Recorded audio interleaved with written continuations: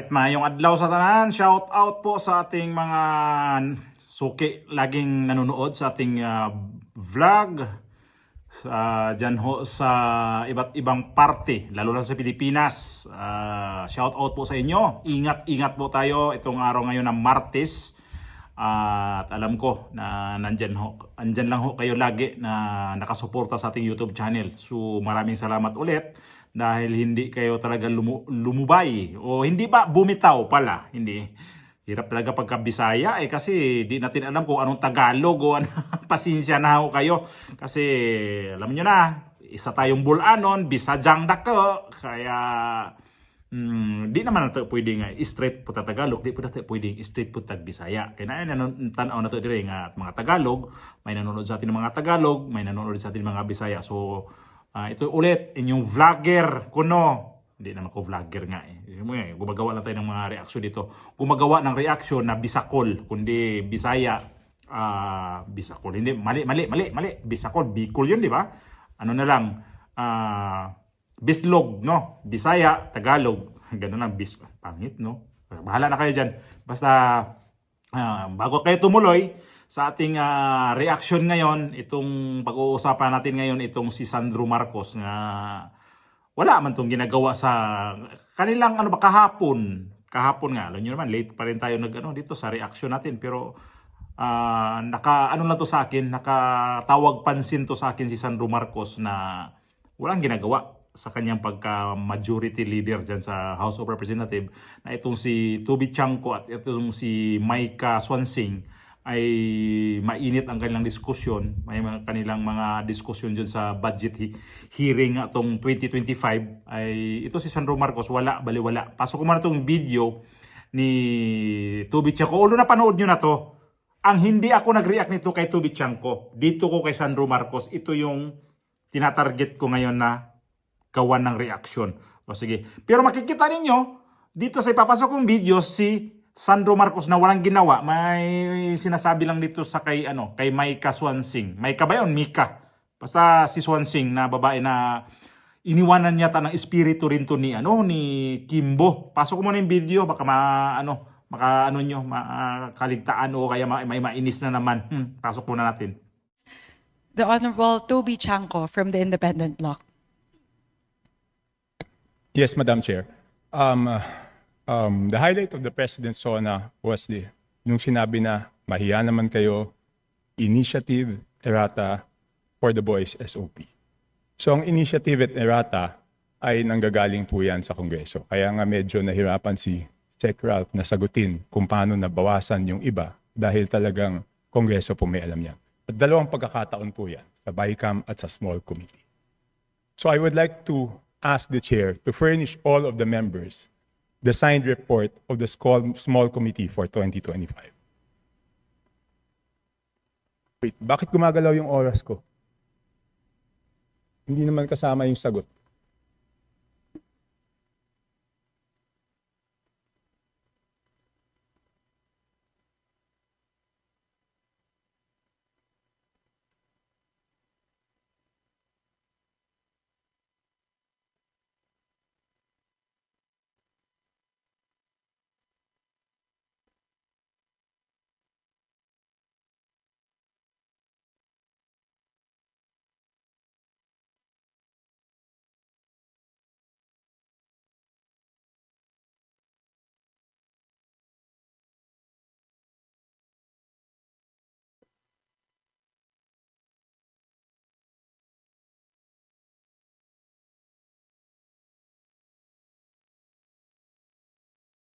Thank you very much, Representative Chanco. The request will be put under consideration and we will let you know if it's possible to... No. Madam Chair, why should it be put under consideration? This is of public record. This is in accordance with our rules. That all committee reports must be given to all members. And that shouldn't be taken against my time because you're telling me that, teka, balik natin yung oras ko kasi sinasabi nila that will be taken into consideration. It should not be taken into consideration.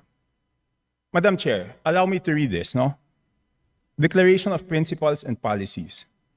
Section number 2 of our rules. Public office is a public trust. The House of Representatives and every member thereof are accountable to the people at all times. I will not read the ending portion. Number 3, efficient and effective access to and dissemination of appropriate and accurate information are imperative in lawmaking. So why should it be taken into consideration, Madam Chair?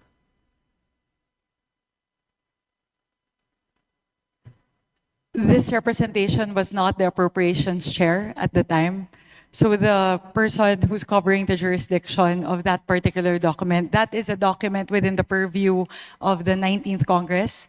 Given that we've now crossed over to the 20th Congress, we would need to consider that request.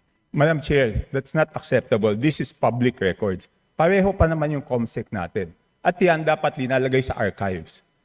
Do I have to read the rules again regarding archives of all documents? So may ang daming violation, Madam Chair. Walang record, hindi binigay. Ngayon, it's not readily available.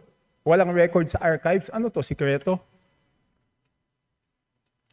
Again, this representation was not the Let's ask the appropriations committee chair. chair. Let's ask at the the time. committee secretary, where are the signed records of the 2025 small committee report?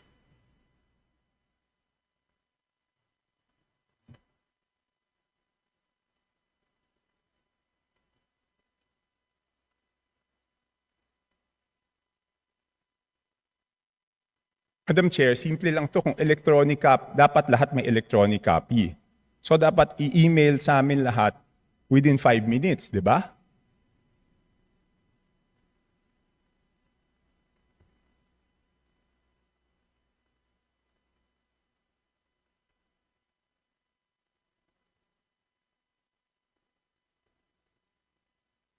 Meeting suspended. Napansin niyo ang reaksyon niya? Na anong ginagawa niya? Bago ho yan sa kanilang sa kanilang hearing kahapon. Sa umpisa pa lang yan. Wala nakita niyo may mga gaumbok na papel sa kanyang harapan. Wala, 'di ba? Ito si Martin Romualdez, ito yung video na lang. Para makita niyo sa umpisa pa lang pakamay-kamay at walang papel na sa kanyang pwesto, sa kanyang harapan. Alam mo ang hawak niya? Cellphone. Sa loob ng halos na 3 minutes, makikita nyo dito na itong hawak niya ay cellphone lang, nag-chat ba to o wala naman kung ano dyan. Pero dapat ganyan, sa mga ganyan na may mga importante talaga, cellphone mo na, trabaho yan eh. Hindi nagtatrabaho kayo dyan tapos may mga cellphone kayo. Dapat ganyan pa, limit sa mga ganyan. Pasok ko yung video. At walang audio yan ha. Kasi yan ang kinuha ko talaga para makita nyo kung ilang minuto siya nagsiselfone.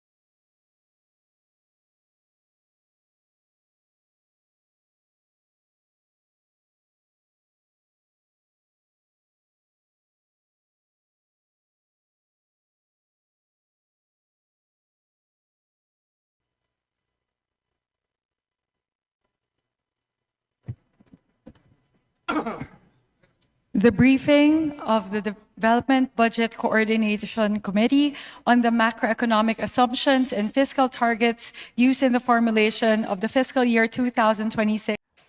Ang sarap ng buhay, no? Una pa, lamano-lamano, pa lingon-lingon, hala, sige, shake hand, shake hand, shake hand. Tapos, pag upo, siya pa unang umupo, napansin nyo naman. O siya unang umupo, katabi yung kanyang tiyuhin. Ang kanyang tiyuhin may laptop sa sa harapan, tapos si Maika mayroon ding laptop. Basta may mga chichiburitsi sila doon na mga kaikikan nila doon, mga papel-papilan.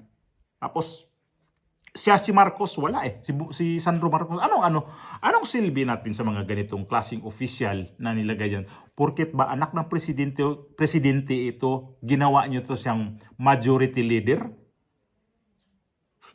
Para sa akin, parang unfair at saka obvious ang kanyang ginagawa na drawing lang o kaya si estatwa dyan sa House of Representatives. Wala naman ewan ko lang ha. Start pa naman to sa sa itong hearing nila ngayon sa budget hearing. Pero nakikita ko iba yung iba yung makikita natin sa mga congressman na dedicated sa kanilang mga trabaho, pero itong anak ni Bongbong Marcos, mana sa kanyang tatay, easy lang doon, naka-cellphone, ang tagal, no? Halos 3 minutes bago nag-open itong si Micah Swansing. Nakikita naman natin. Yun talaga ang simula. Wala yung na nagsimula na sila noon. Yun. Nagsimula ang kanilang hearing. So itong ngayon, itong sa budget hearing, ito nag-umpisa na naman, itong mga tago-taguan nila dyan na mga problema dyan ito siguro mga singit-singit na naman. Pumalagtong si Toby Chanko eh. Ayaw siyang pansinin at ito si Toby Chanko, 'di ba ang pagkasabi independent siya. Nasa independent block siya. Wala siya sa majority, wala rin siya sa minority. Susulo siya ng kanyang Mas maganda to, parang para sa akin, mas may laro ang House of Representatives ngayon. Kaya ito siya ngayon, mukhang dito sasakit ang ulo dito sa kanya, sa mga kasamahan niya. Kasi dito pa lang yung oras niya, binawasan para hindi na siya makapagsalita, para hindi na siya makapag-discuss sa kanyang nakikita doon sa House of Representatives. At nagtaka lang ako, bakit ito si Sandro Marcos hindi man lang nagsalita? Dapat kasi yan, majority leader ka, pwede kang pwede kang bigla ka lang sisingit o kaya magpaalam ka, sisingit ka muna. Kasi majority leader ka eh. Nasa majority ka. Hawak mo yung mga mga congressman dyan. Kaya lang, anong ginawa niya dito? Sabi ko nga, estatwa lang, ito sa House of Representatives. Anak ng putya naman talaga naman, no? Nagpapasweldo tayo sa mga ganitong klaseng congressman tapos ganito lang magtrabaho sa atin. Pasilpon-silpon lang. Ganito lang, no? Ganito lang. Ako mismo, pagdating sa trabaho, no? Dito sa trabaho ko, sa totoo lang, ito yung totoo kong realidad ko talaga pagdating sa trabaho. Wala akong cellphone dala. Kasi nakakahiya pag nakita ako ng boss ko na may hawak kong cellphone. Gaya dito sa mga kasama ko, dito sa mga lahi, dito sa mga Espanyol, nako, pagpa-cellphone yan, nako, nagtatrabaho, nagsi-cellphone yan. Tapos napabayaan yung niluluto, napabayaan yung dyan. O kaya hindi na sila gumagawa, nasa cellphone na lang. Pero ako, ayaw ko talaga yan. Nilalagay ko yung sarili ko sa delikadisa kasi nakakahiya eh. Naisip ko, pag once kasi, nandun ako sa trabaho ko, hindi ako doon nakipag-communicate sa iba. Okay, pagka minsan naman, mayroon akong dalang cellphone, pero pagdating sa trabaho, lapag yung cellphone. Di kagaya ng mga kasamahan ko dito, mga Espanyol. Bit-bit yung cellphone, gumagawa na ilapag na lang yung ginagawa nila ang cellphone na nakastop sila doon 30 minutes. Ang tagal. So ito si Sandro Marcos, tingnan nyo naman. Binabayaran ka sa oras mo na yan. Hindi ka pumunta diyan sa trabaho mo na magsi-cellphone ka. Kakahiya, no? Ang kapal ng mukha ninyo dyan. Nagtatrabaho kayo, nagsiselfone kayo, nagkukwentuhan kayo. Ang daming ganyan. Kita natin sa mga House of Representative natin, nagkukwentuhan lang. Ganon sila kakapal ng pagmumukha. Samantala, magkano ang sweldo nila? Magkano ang pinapasweldo natin sa mga yan? Tapos cellphone-cellphonean ka lang? Wala man ng papel na hawak dyan. Ano niya? Anong basis niya doon sa pinagdidibatihan nila ni Chanco at saka itong si Swansing? At take note ha, ito si Sandro Marcos at saka itong si Toby Chanco, ito si Martin Romualdez, magkamag-anak yan. Nagkamag-anak yan. Kasi itong si Chanco, ang asawa niya, Romualdez eh. Magkamag-anak sila. Pinsang buo ba ni Bongbong Marcos tong asawa ni Toby Chanco? So, degree yata to sila ni Chanco at saka itong si Sandro Marcos. Para sa akin nakakadismaya. Nakikita ko ng ganito. Para sa akin hindi maganda tingnan ang mga ganito na nilagay ka sa majority leader tapos wala ka palang kaalam-alam. Wala. Saan nakikita niya doon eh? Nakikita ko nga eh. Hindi lang kayo. Kaya pinakita ko mismo yung video na walang audio. So, magkomento tayo dito kung anong mayroon tayo sa House of Representative. Ito nga si Swansing, yung espiritu ni Stella Kimbo, iniwan dito sa kanya. Ba't mga ganitong pagklaseng pagmumukha na hindi mo pa talaga mapagkatiwalaan? Kababaeng tao pa, hindi mo pa mapagkatiwalaan. Andun na nga eh. Galit na to si Toby Chanco, wala. Ito naman si Martin Romualdez, wala din. Parehas na ito magtiyuhin. Walang kwenta na magtrabaho dito. Oh my God.